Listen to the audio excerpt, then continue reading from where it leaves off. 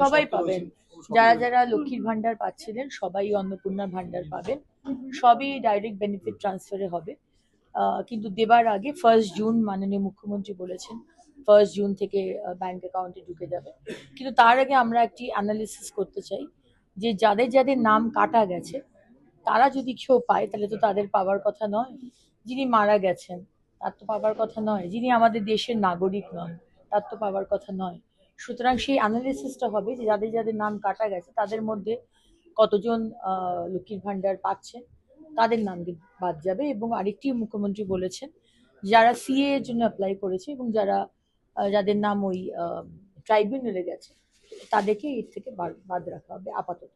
একটা বিষয় সেটা হচ্ছে যে অনেক সময় দেখা যায় যে লক্ষ্মীর ভান্ডার সেটা একেবারে সমস্ত ক্লাসের মানুষ তারা পেতেন। দুর্নীতির যে কোনো ফাইল, যে কোনো বিষয় আমরা রিওপেন করব, কারণ আমাদের মাননীয় প্রধানমন্ত্রী নরেন্দ্র মোদীজির সরকার প্রথমেই বলে দিয়েছি zero tolerance two corruption, zero tolerance two infiltration, zero tolerance two women atrocity. সুতরাং সেখানে যদি দুর্নীতি হয়ে থাকে তাহলে তো তার ফাইল খোলা হবে। একটা হচ্ছে যে বিপুল সংখ্যায় এই যে স্তূপ, ময়লা স্তূপ হয়ে থাকছে থাকার মতন, ওটা পশ্চিমবঙ্গ জুড়ে, আরেকটি হচ্ছে প্লাস্টিক প্লাস্টিক মুক্ত পশ্চিমবঙ্গ দেখতে পারবেন। সেটা তো করার ইচ্ছে, প্লাস্টিক মুক্ত। আমাদের আধিকারিকরাও বললেন যে যদি prevention is better then cure, যদি প্রিভেন্টই করা যায়, প্লাস্টিককে যদি বন্ধ করে দেওয়া যায়, মানে যেগুলো খুব খারাপ প্লাস্টিক, অনেক রকমের প্লাস্টিক হয়, তাহলে আমাদের পলিউশন বা ওয়েস্ট ডিসপোজালের ব্যাপারটা কিছুটা হাতের মধ্যে আসে। এখন অনেকগুলো বিষয় রয়েছে, সবকিছু আমার এই মুহূর্তে বলা উচিত না।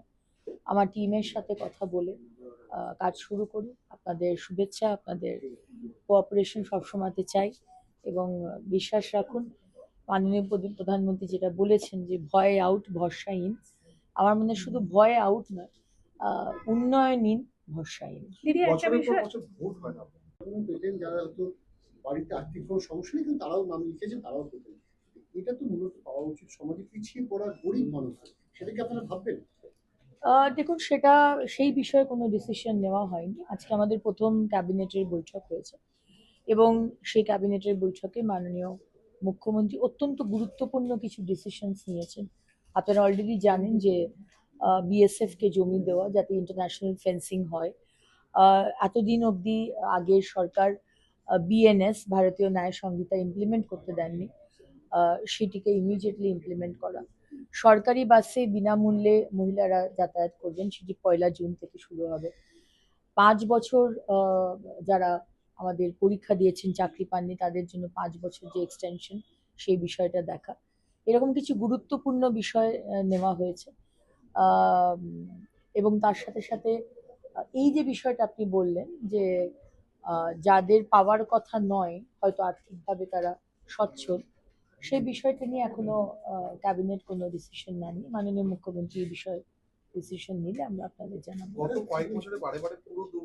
আজকে মিউনিসিপ্যালিটি কর্পোরেশনগুলো তো দুর্নীতির মানে ক্যাপিটাল করে রেখেছিল আগের সরকার এবং আর ex chief minister Mamata Banerjee. সুতরাং ভোট কবে হবে সেটা তো আমাদের মাননীয় মুখ্যমন্ত্রী বলতে পারবেন, কিন্তু দুর্নীতি আর করতে দেব না সেটা কিন্তু খুব ক্লিয়ার। দিদি, যে দায়িত্বগুলো আপনি পেয়েছেন, আমরা দেখেছি বিগত সরকারের পতনের একটা বড় কারণ হচ্ছে নারী সুরক্ষা তারা দিতে পারেননি, আপনার দায় সেটা রয়েছে। প্রথম দিন থেকে মহিলাদের জন্য লড়াই করে এসেছি। কোনোদিন স্বপ্নেও ভাবিনি যে কোনোদিন মন্ত্রী হব আর নারী এবং মহিলা কল্যাণ সেটা দপ্তর পাবো। সুতরাং নারীর পাশে তো একজন মহিলা থাকবেই। আমি তো আর মমতা ব্যানার্জি নই যে যিনি মুখ্যমন্ত্রী হওয়ার আগে ফেলেনি বসাক, এরকম অনেক মহিলাকে নিয়ে তিনি রাইটার্সে গিয়ে আন্দোলন করেছিলেন। কিন্তু তারপরে এই 15টা বছর সেই সব মহিলা যারা মারা গেছেন হয়তো বা যার পরিবার হয়তো রয়েছে তার পিছন ফিরেও তার দিকে তাকাননি। তো আমি সেটা বলবো না এখন। এখন আমরা দেখুন, আমাদের কাছে মহিলা সুরক্ষা, মহিলার সম্মান ফার্স্ট প্রায়োরিটি। এবং আমার প্রধানমন্ত্রী যেখানে নরেন্দ্র মোদীজি, যেখানে প্রত্যেকটা মুহূর্তে উনি চান মহিলারা এগিয়ে যান, সেখানে মহিলার উপর অত্যাচার হবে 8 মাসের শিশু থেকে 80 বছরের মহিলা, সেটা আমরা টলারেট করবো না। অভিষেক ব্যানার্জির বাড়ি ভাঙচুর চলছে, সবাই দর্শনীয়।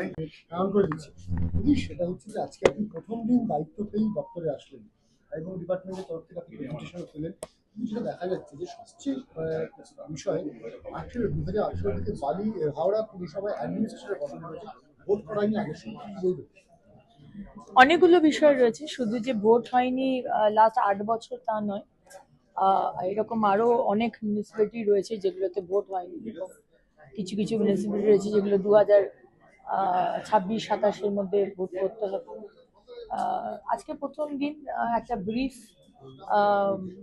একটা আইডিয়া করতে এসেছিলাম এই দপ্তরের আন্ডারে কি কি আছে, এবং হিউজ স্কোপ মানুষের জন্য কাজ করার। এবং প্রথম দিন থেকে যেটা বলে এসেছি যে সেবা করতে চাই, শাসন নয়। কলকাতার মানুষ এবং সারা পশ্চিমবঙ্গের মানুষ যাতে ভালোভাবে বাঁচতে পারেন, জল, আবাস, স্যানিটেশন, রাস্তা, স্মার্ট সিটি, পলিউশন একটা বিষয়, পলিউশন মানে গার্বেজ মেটেরিয়ালকে রিসাইকেল করা, এবং তার সাথে সাথে গঙ্গার দুপাশটা ডেভেলপ করা, সবই এই দপ্তরের আন্ডারে।